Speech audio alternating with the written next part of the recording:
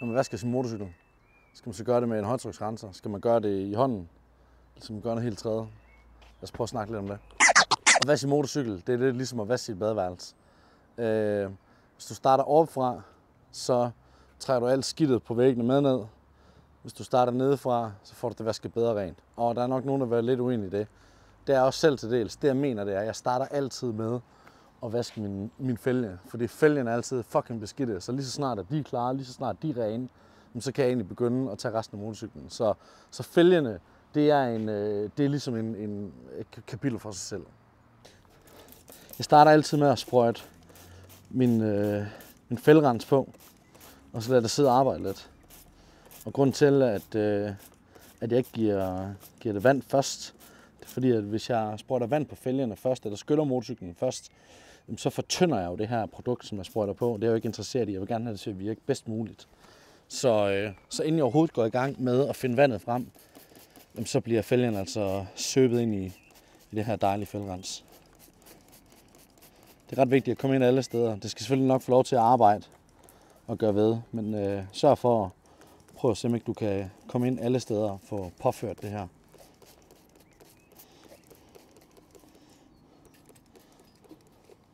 Kom ind på begge sider af de her egern.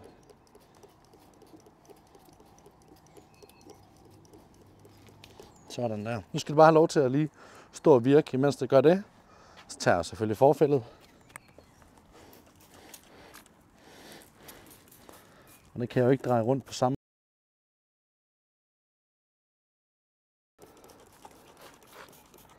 Det kunne jeg selvfølgelig, hvis jeg satte din løftebuk. Hvorfor gør du ikke det, Thomas? Men det gør jeg ikke, fordi det gider ikke. Og fordi jeg ikke har nogen. Så det kommer helt af sig selv. Mens fælgrenseren får lov til at stå og virke, så kan jeg fortælle lidt om, hvad der er for nogle ting, vi skal bruge, eller hvad for nogle ting, jeg bruger, når jeg vasker motorcykel. Jeg bruger en spand med en handske i, som jeg kan tage på mine hænder, som jeg kan rigtig komme ind i krogene på motorcyklen med. Optimalt set, så bruger jeg at bruge 2 spande. En til ren vand og sæbevand, og en til at rense handsken i. Jeg kan ikke finde mere end en spand, så derfor bruger jeg kun en spand. Det har jeg gjort tusindvis af gange, der er ikke noget problem med det, det virker fint. Optimalt set, siger jeg, så bruger man en spand til det rene vand og en til det beskidt vand. Det er fint. Så bruger jeg en pensel, så jeg kan komme ind helt ind i krogene, især nede på motoren, hvor skidtet kommer ind og sætter sig. Jeg bruger en pensel, så jeg kan komme ind og arbejde med det skidt, der eventuelt sidder derinde. Så bruger jeg noget insektrens. Insektrens, det bruger jeg på, siger sig selv, på skærmen her, så alle de her insekter, der sidder her, de kan komme af. Det samme på lygterne. Det samme på forgaflerne kunne jeg faktisk også godt finde på at komme lidt på, fordi der sidder også en del insekter. Så bruger jeg min højtryksrenser. Jeg har en nilfisk, et eller andet halløj, den er fin og den er dejlig. Og så bruger jeg selvfølgelig en masse mikrofiber håndklæder og mikrofiberklude til ligesom rigtig få tørt tingene over med. Nu er fælgrenseren fået lov til at virke, så det jeg gør, det er, at jeg tager en handske fyldt med en masse vand på. Og så er det bare at begynde at arbejde med det produkt, som jeg har sprøjtet på her. Og virkelig få vasket skidtet af.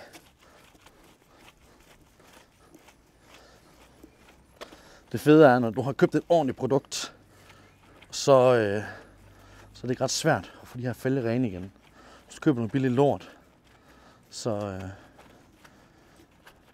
kan det godt være, at tingene lige kræver lidt mere kærlighed og lidt mere, skal man sige, knofedt for at få visket af. Men jeg kan allerede se nu, bare ved 20 sekunders rens her, så er fælden allerede ved at være helt skinnende igen. Jeg har blanke sort fælge på. Jo mere beskidt de bliver, jo mere matte bliver de jo. Så det er ret nemt at se, hvornår mine fælge de trænger til at blive vasket.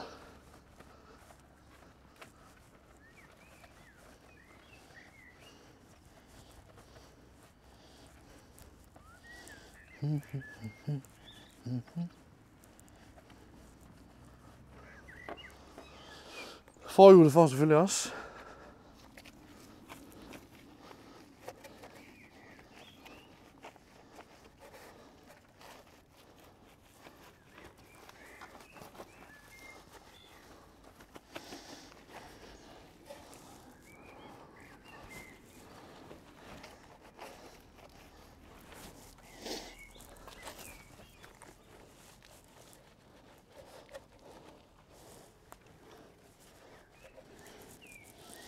Så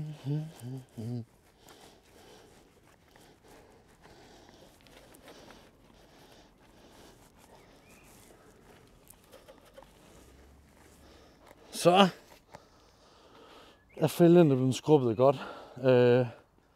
Den her, den er meget beskidt. Den er fyldt med alt muligt lort. Den skal ikke ned i det her rene vand. Så den ryger derover og ligger på græsplænen. Nu er jeg startet vasken nedefra og får gjort fælden ren. De står stadig med deres produkt på. Det jeg gør nu, da nu starter jeg opfra. Nu tager jeg min højtryksrenser med helt almindelig dys på og får sprøjtet maskinen godt våd overfra ned, så jeg kan få trukket alt det skidt, der sidder med sammen med vandet, når det løber af.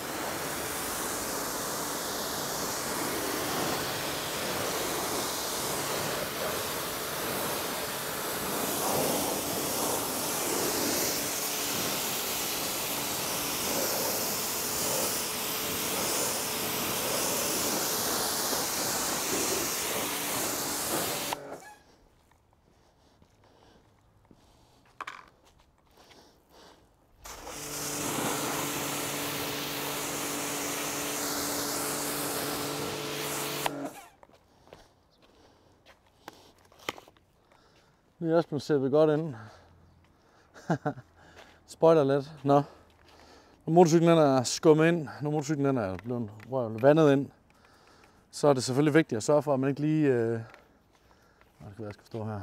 Når motorcyklen er blevet vandet godt ind, så er det selvfølgelig ret vigtigt at sørge for, at man ikke får sprøjtet en masse vand ned i udstødningen. Jeg er så heldig, at min udstødning den sidder som den gør, så jeg kan egentlig godt komme til ret nemt, uden at få vand ned i den. Mange andre på sportscykler, som f.eks. har udstødningerne siddende, pegner opad her, der er der en god idé at så komme en klud ned i, eller købe en prop, prop til udstødning. Så når du står og bruger din højtryksrenser, så får du ikke vand ned og ligge i potten, eller katalysator, og egentlig får ødelagt udstødningen.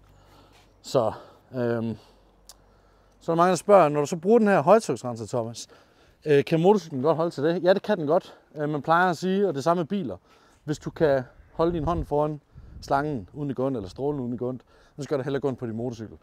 Det er klart, at du skal nok ikke stå helt ned i lakken, eller helt ned i instrumenteringen, og bare sprøjte. Selvfølgelig holde en god afstand til det, men i din motorcykel tager altså ikke skade af at bruge en almindelig højtryksrenser. Den dyse, jeg har på her, er en ganske almindelig, jeg tror faktisk, det hedder en autodyse. Den er ikke sådan den har en ret stor spredning på, ikke særlig koncentreret. Det vil sige, den sprøjter ikke ret hårdt, hvis man kan sige det sådan.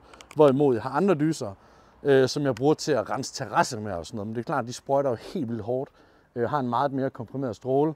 Og hvis du begynder at bruge det på din motorcykel eller på din lak, så er det klart, så får du måske nogle skader, hvor lakken skaller af, eller du får ødelagt nogle dele eller lignende.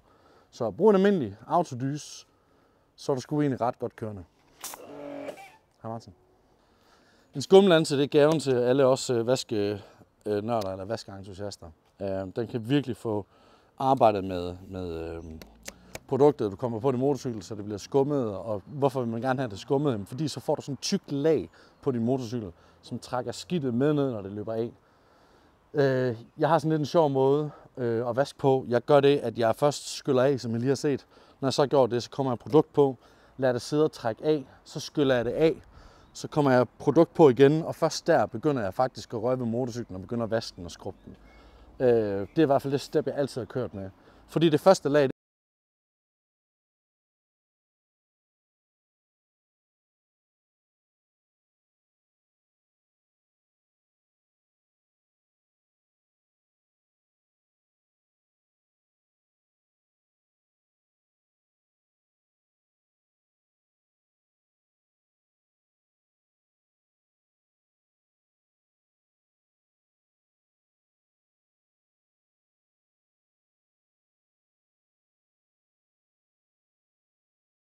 lakprodukt, som er beregnet til mat lak. Jeg får ikke alle de her fedtpletter på, som hvis jeg begynder at bruge noget, som lægger coating på, eller skal bruges til at lave ekstra glans på lak eller lignende. Så det er vigtigt, at du også kigger på, hvad er det for et produkt, jeg rent faktisk vasker med. Og hvad er det for et produkt, man skal vælge? Det er fandme en lige så stor videnskab som alt muligt andet. Min erfaring er, at der er ret stor forskel på, hvad du bruger. Du kan købe produkter i den helt billige ende, hvor at de siger, at det er lavet til skumlanser, det laver sådan et snowfoam-lignende ting, men det gør det ikke. Det er ikke særlig effektivt. Det gør ikke rigtig andet, end at bare komme på motorcyklen, og så er det på. Det vil sige, at det trækker ikke skidtet af, det opløser ikke noget af skidtet. Så lad nu være med at spare på det her. Det er jo ligesom det, der skal give dig det allerbedste resultat, den flotteste motorcykel på blokken, ikke? Min erfaring er, som sagt, der er stor forskel. Jeg har rigtig god erfaring selv med Mug-Off, et meget nyt eller nyere produkt. I hvert fald for mig er det nyere. De virker sindssygt godt. Du kan få det i alle mulige afskygninger. Du kan sågar købe et produkt, en Mug-Off højtryksrenser, så du egentlig køber et helt kit og bare går i gang med. Jeg har oplevet, at deres produkter er vanvittigt gode. Alt lige fra deres kæderens, fælgerens til deres skumrens. Det er fucking godt. Så godt, der skal noget skum på. Når vi kommer skum på vores motorcykel, så er det bare ind alle steder. Og som sagt, der er ikke noget her, der gør ondt. Den her kan jeg sgu sprøjte ind i kinden på mig selv. Det gør altså ikke ondt, fordi du sprøjter med en skumlans. Trykket bliver ligesom taget, og det handler kun om skum, så du skal ikke være bange for at komme tæt på tingene. Sørg for, at skummet kommer ind og arbejder alle steder. Fordi din motorcykel er beskidt alle steder, det vil sige, at når du skal gøre den ren, så skal den altså have noget rens og skum, ikke?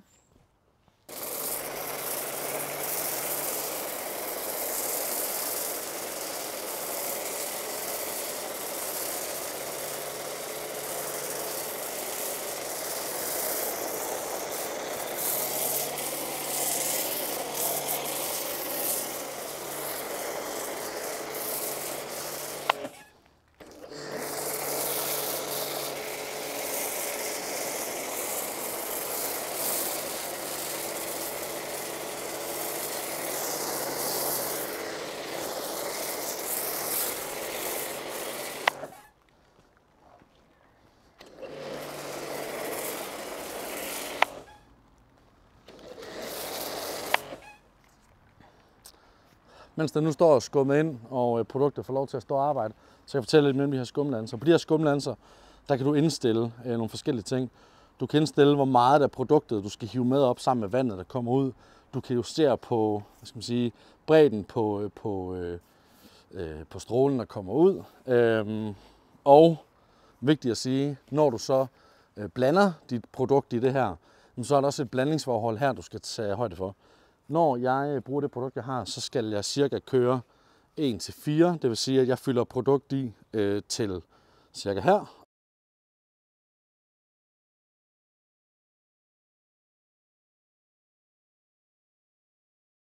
Så har jeg det helt rigtige blandingsforhold på produktet her.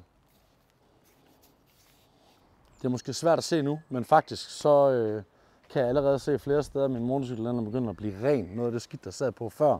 Men det er faktisk ved at blive trukket med ned af det her skum.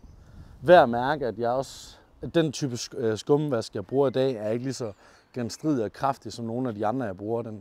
Den første vask, jeg lavede i år, efter jeg faktisk har været ude og køre lidt i koldt vejr, regnvejr og salt på vejene, der brugte jeg altså en vask, som var noget mere kraftig, som lavede et noget tykkere skumlag på motorcyklen. Jeg er god til at holde den ren, så derfor er det ikke så vigtigt, at jeg bruger den ene eller jeg bruger den anden af mine produkter. Men super vigtigt i hvert fald, at I er opmærksom på, hvad der er, I kommer på jeres motorcykler. Jeg har gjort det mange gange. Jeg ved hvad resultat jeg får ved at bruge mine forskellige produkter. Nu er den så stået og skummet af. Alt skummet er næsten af, der ligger lidt på sædet, som man kan se. Det jeg gør nu, det er, at nu skyller jeg den af, skyller den helt ren igen, og så får den altså lidt skum mere. Først der, som sagt, så begynder jeg at arbejde med den.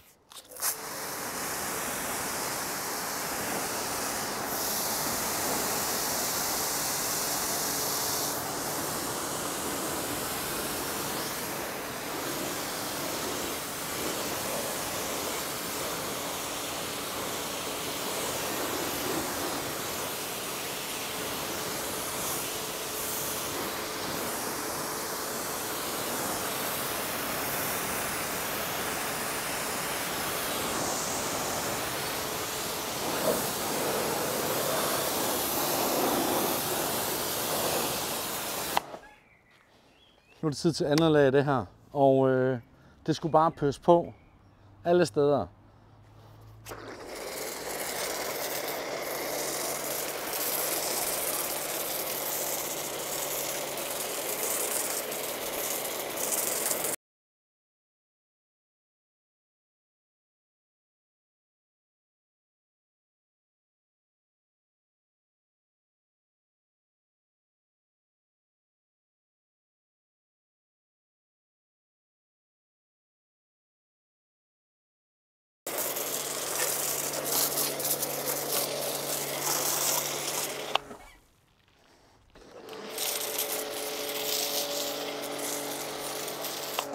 Så det der er nu, det er, at nu skal vi i gang med vores spand med vores sæbevand i.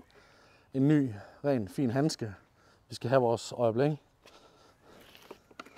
Vi skal have vores børste, som jeg snakkede om. Hvad faldt i alle de her ledninger? Vi skal have vores børste, så vi kan komme ind og arbejde ind i krogene.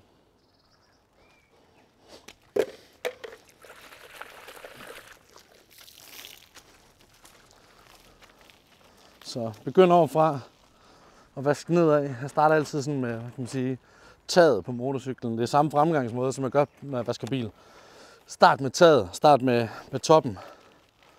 Få vasket godt af, og så sørg for altid ikke at køre i cirkler på din motorcykel. Det gælder også din bil. Lad være med at køre i cirkler på overfladen.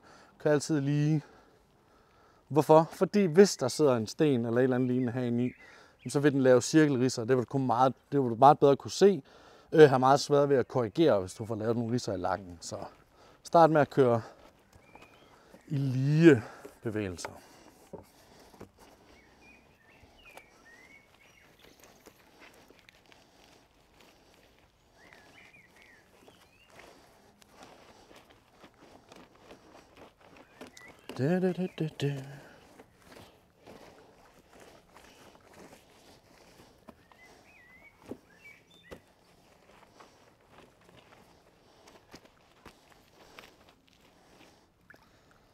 Når det så er, at jeg som sagt skal ind og arbejde her i krogene, så bruger jeg min pensel.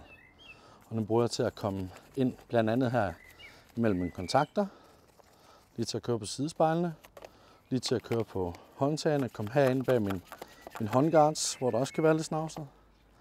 Og så altså komme herned, hvor det er svært at komme ind med en handske eller en hel hånd på. Kom ind og sørg for at få vasket her op i hullerne her på styreklampsene. I kan godt se, her der kan jeg rigtig komme ind og arbejde med tingene.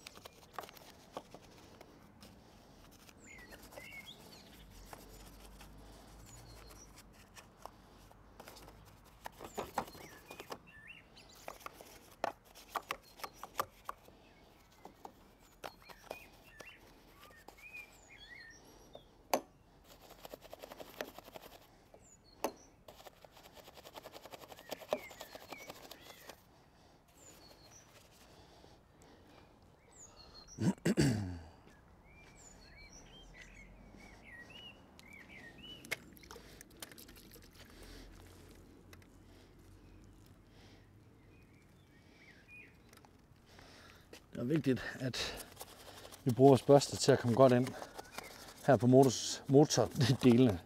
Altså godt ind i krogene her. På min motorcykel der er den her motorblok så synlig, så derfor er det vigtigt, at det selvfølgelig ser ordentligt ud. Hvis man havde en kåbemotorcykel, så ville du aldrig komme ind og gøre det her rent på samme måde, men når du piller kåberne af, det gør man sjældent. Det gør man måske den ene gang om året, man får lavet service. Men her der er det sgu vigtigt at komme ind godt ind i krogene og få taget alt det skidt, der eventuelt kan være. Fordi selvom højtryksrenseren tager meget skidt, og tager meget af det, der sidder på, så er det jo stadigvæk kun, skal man sige, overflade bearbejdet. Du kommer ikke rigtig ind og arbejder med skidtet, medmindre du aktiverer det, altså rører ved det. Så der bruger man altså sådan en børste her til at komme ind. Se her på Mine fodhviler. Skal vi prøve at se, om vi lige kan få et billede her. Det på fodhvileren lige her. Altså der sidder der en masse skidt. Det gør der for kæden af, og det får jeg sgu ikke fjernet ved at stå og sprøjte på det med en håndtrykrenser. Det får jeg altså kun fjernet ved at komme ind og gnide på det, knuppe på det. Samme på mine pedaler, fodhviler, på støttefoden. Bare kom ind og arbejde. Lad være med at begynde at sætte den på kæden. Kæden er fyldt med olie. Det er fuldstændig håbløst at begynde at køre olie ind på den, så det skal man selvfølgelig ikke.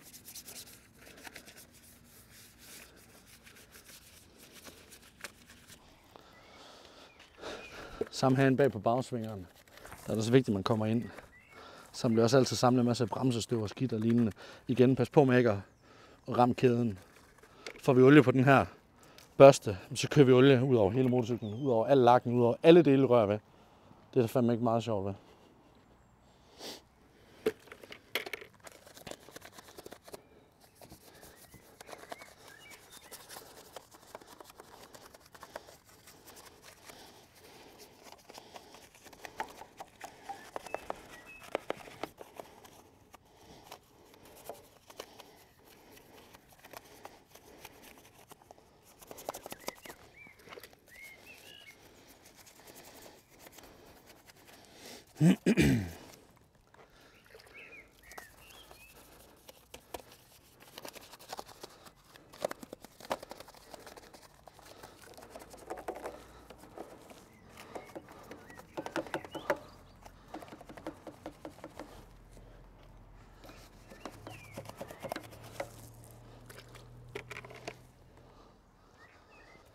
Nogle af de steder, en motorcykel den kan blive rigtig beskidt, det er her under halen, som man siger.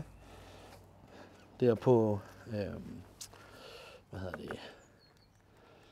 fanden hedder sådan en?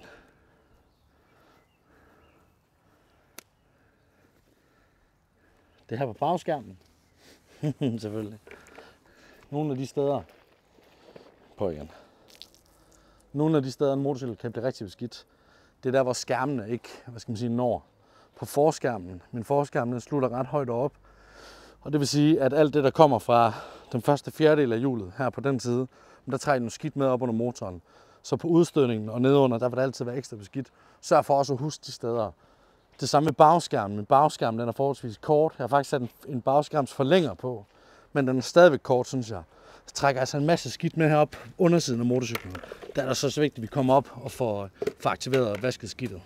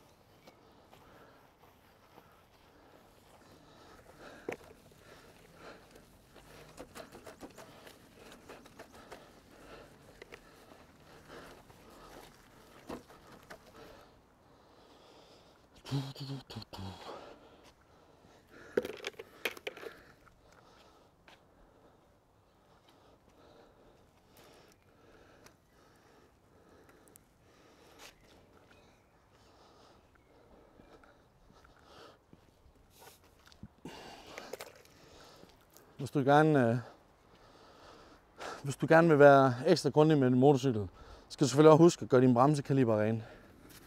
Der bruger du igen børsten til at komme rigtig godt ind alle steder. Nu er det hele blevet skummet af, skyllet af, skummet af igen, vasket, brugt penslen ind i alle sprækker og huller. Nu er det simpelthen tid til at få skyllet den helt ren.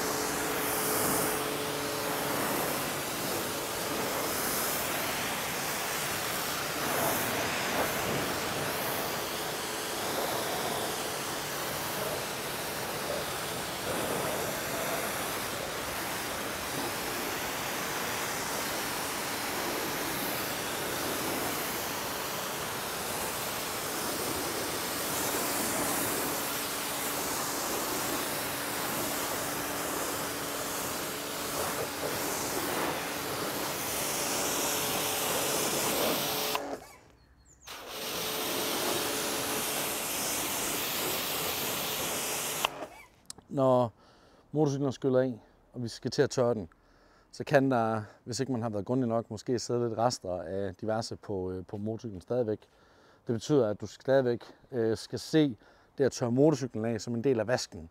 Du skal ikke bare tænke, fedt, nu er vi færdige, nu skal vi bare tørre det hele igennem og så videre. Brug noget tid på at se, hvad det er, du tørrer i. Vær sikker på, at lakken den er ren, overfladerne er rene, krone er rene, så du ikke ved en fejl får trukket et eller andet med på den klud, eller det viskestykke eller håndklæde, håndklæde selvfølgelig, som du tør af med, og derved får lavet af lakken. Du skal stadigvæk være påpasselig i det her stadie. Mikrofiber. Det er det, du skal bruge til at tørre din motorcykel af med.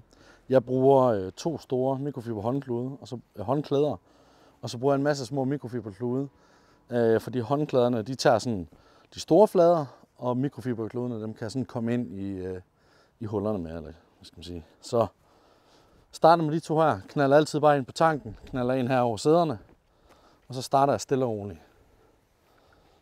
Som sagt, holder lige øje med, hvad kan jeg se? Er det rent? Sidder der noget på? Gør der ikke? Er alt som det skal være? Det ser heldigvis fint ud. Og så starter jeg opfra og ned. Hvorfor gør jeg det? Det er fordi, alle som har prøvet at tørre en motorcykel af efter vask, oplever, og så er det lige et eller andet sted, du har glemt at tørre af, og så står det og drypper ned på et eller andet flot, fint sted, hvor du lige har tørret af. Og så får der sådan nogle pletter. Dem gider man ikke have. Så starter du opfra, så den er, drypfri, og ikke drypper ned på det flotte stykke arbejde, du lige har lavet.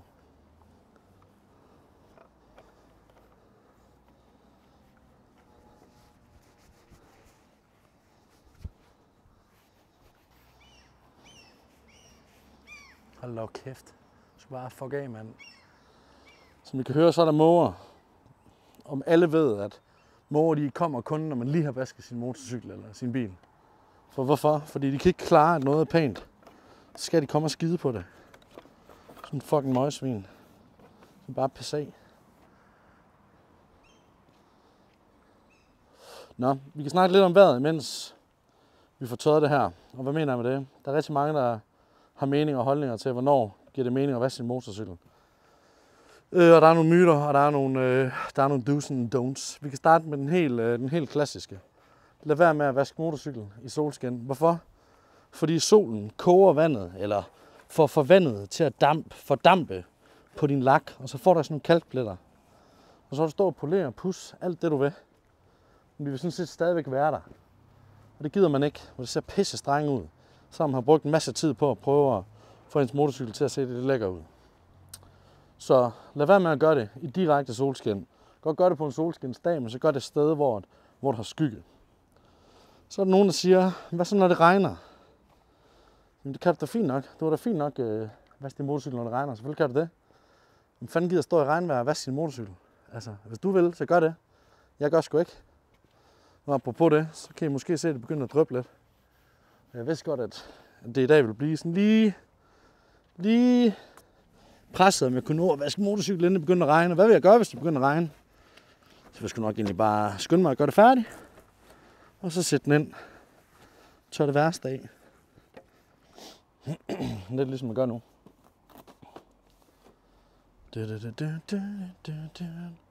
Nå, hvad er det med regnvejr og motorcykler? Jamen, hvad er det med det?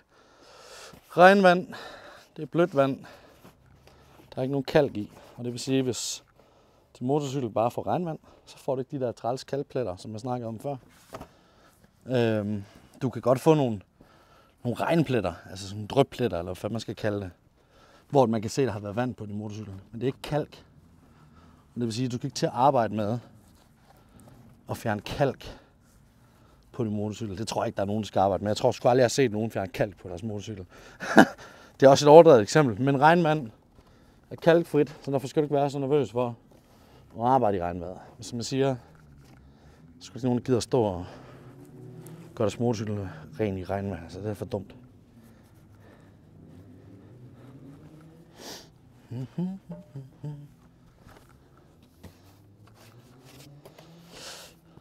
Ting, I skal være opmærksom på, når I bruger jeres mikrofiberklude her. Altså, jeg har en del, så skift dem nu bare. Altså, tag nu bare en ny, når den her er blevet for våd til at arbejde med. Tag en ny, hvis du rører ved et eller andet olie. Lad os nu sige, der er et sted på motorcyklen, vi ikke har fået gjort ordentligt ren. Så kører jeg kluden hen over det. Der sidder noget olie, der sidder et eller andet gammel vejfilm eller vejlort. Så tag en ny. Lad nu være med at bruge den og køre den ud over det, du lige har gjort rent. Det giver ikke nogen mening. Så er du bare for at have rigelig klude.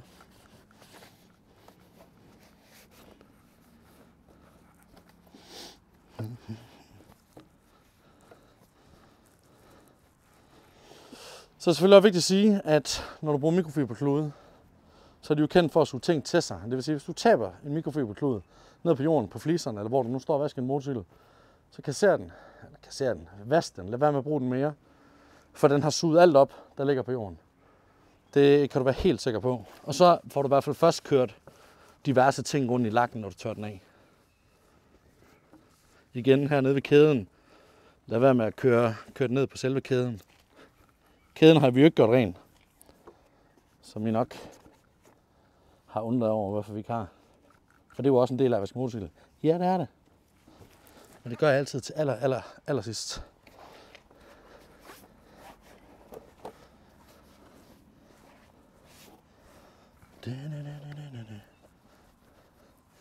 Se, her er faktisk et sted. Det er lidt sjovt. Her er der et sted, hvor jeg var, hvor der er plastik.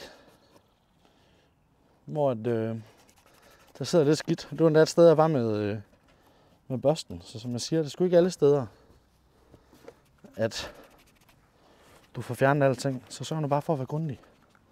Tag dig tid. Du behøver ikke jappe igennem det her.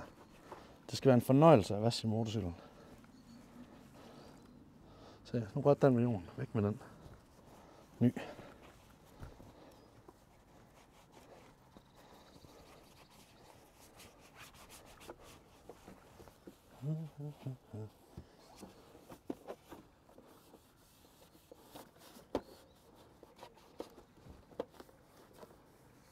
Hold kæft, jeg er god til det her, mand. Jeg burde fandme få penge for det. Det var ikke et tilbud. Det var ikke sådan en, men du må gå op for en 50 for at vaske min motorcykel. Kommentar. Det var bare en konstatering om, at jeg er fucking god. Det var det. Ren alle steder på nær et enkelt. For hvad mangler vi? Vi mangler at gøre kæden ren. Som sagt, gør altid kæden ren til aller sidst. Hvorfor gør jeg det? Det er fordi, så er jeg færdig med kæden, så har jeg smurt den op, så er der ingen grund til at komme mere vand på. Så man kan sige, når jeg er færdig med at lege med vand, så vil jeg egentlig gerne arbejde med kæden. Lige nu har jeg en forfærdelig træls kædeolie på. Jeg vil ikke engang kalde det kædeolie.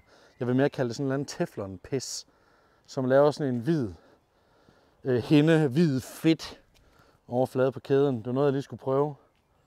Hvad fanden er noget lort? Så det skal jeg i hvert fald ikke arbejde med igen.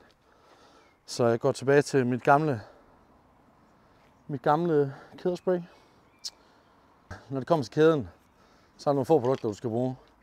Jeg bruger det her Mug-Off, som jeg nævnte før, Chain Cleaner. Det er sindssygt godt. En virkelig god degreaser. Fjerner alt gammelt olie, fedt, hvad end der er på kæden, for at fjerne det hele, for virkelig rense i dybden. Så bruger jeg den her Putoline Drytech fra T. Hansen. Den er sindssygt god. Den virker vanvittigt godt. Så ja, skal du bruge en kæderenser, en kædebørst til at tage alle 3 sider på kæden i gang. Du starter med at tage for eksempel sådan her og sådan her, så har du været alle 4 steder. Og så en mikrofiberklud, som er beregnet til kædearbejde. Selvom den her den er ren, selvom den her den er vasket, så kan I se, hvor møgbeskidt den er. På grund af, at det er den her, jeg bruger til at rense kæden af. Fordi når jeg sprøjter det her degreaser på kæden lige om lidt, så begynder den at smelte alt skidten af, alt gammel olie af. Og så er det altså godt at have sådan en klud her, og sådan en kædebørste her, til at ligesom at komme i dybden med det og få den godt ren. Når du så får den gjort ren, så er det så bruger det her produkt til at få smurt kæden op med. Jeg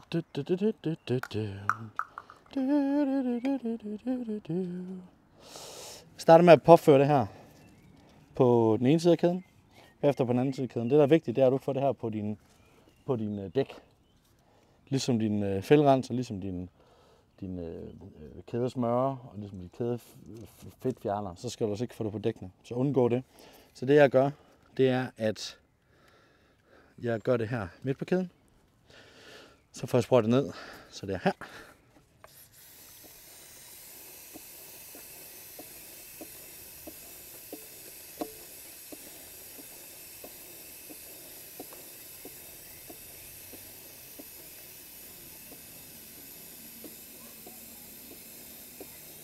Den ene side af kæden har jeg fået nu. Går jeg her på bagsiden. Og så får der altså en her.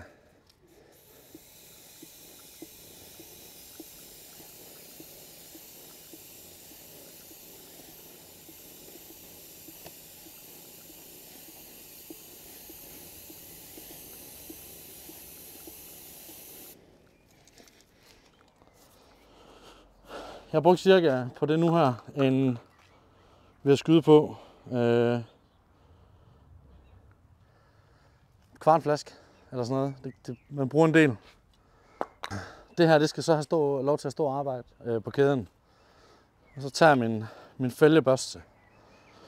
Og så går jeg simpelthen bare i gang med at køre den på kæden. Så ind her.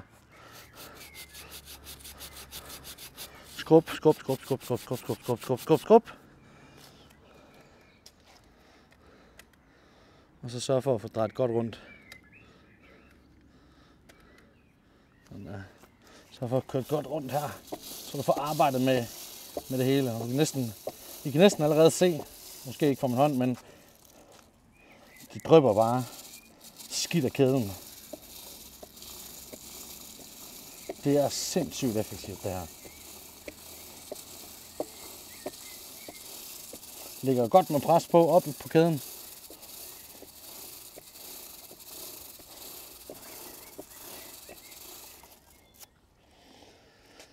Og så tager jeg den her bagpå, fordi så får jeg taget den øverste del af kæden nu.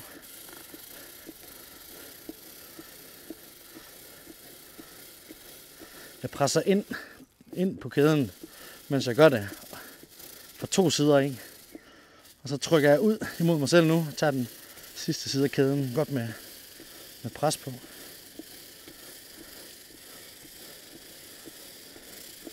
Og det her er en, som sagt, vanvittig god degreaser.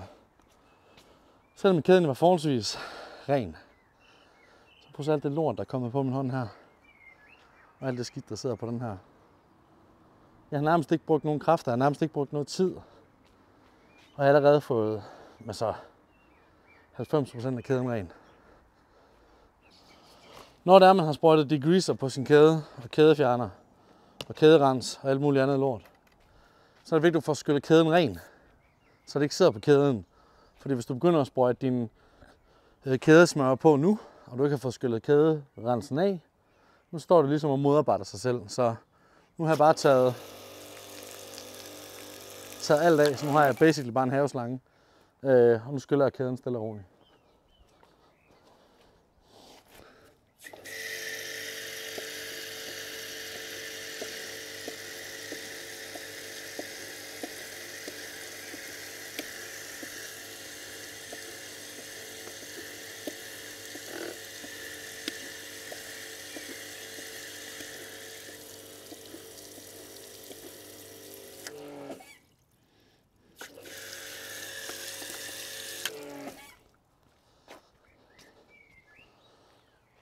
Tager min sidste klud, som jeg har gemt til at få kæden tørt af med.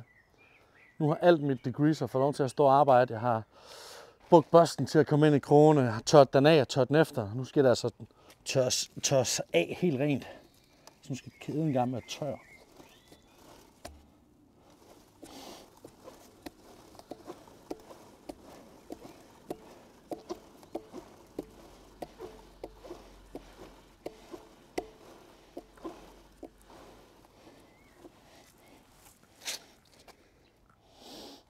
Prøv at se. Se hvor beskidt den er. Selvom altså kæden er ren.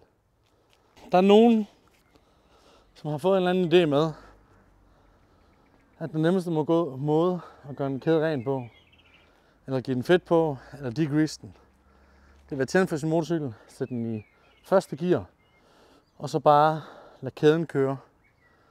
Altså på støttefod selvfølgelig, eller på en buk eller et eller andet, så den ikke kører, men så bare hjulet kører. Det er kraftedeme dumt. Hvorfor er det det? Jeg spørger min gode ven Michael om. Og så beder ham om at gøre sådan her. Fordi det kan han ikke. Han har sgu fået fingrene i klemme i en kæde engang. Og de skærer den sgu af, så var det den skarpeste kniv. Hvis først dine fingre kommer ind i sådan en tandhjul og en kæde, så er de væk, så er de går. Så lad være med det. Brug i stedet for noget sund fornuft. Brug manuel kraft til at køre hjulet og kæden rundt. Alt andet er sgu for dumt. Tænk at miste sine fingre, fordi man skulle sprøjte et eller andet på sin kæde, ikke? Håbløst.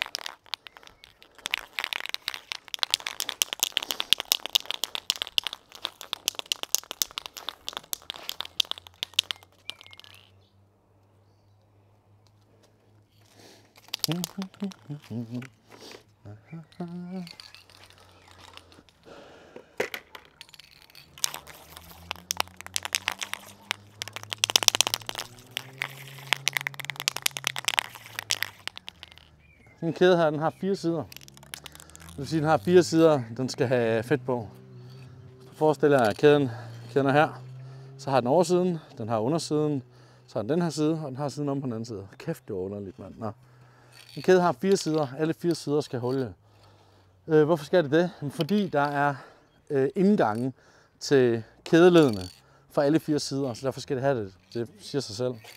Det er sgu vigtigt at være grundig her. En kæde, der kører godt, eller en kæde, der smører godt, kører godt. Har ikke sådan noget, man siger?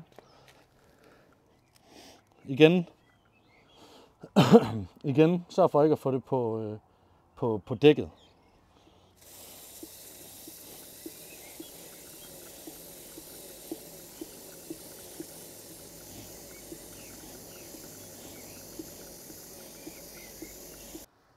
Jeg håber, det svarede på nogle af de spørgsmål, som I kunne have. Ja, du kan godt bruge en højtryksrenser til at vaske din motorcykel.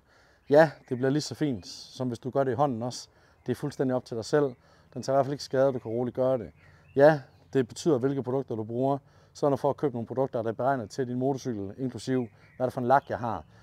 Er det en mørk motorcykel? Er det en lys motorcykel, jeg har?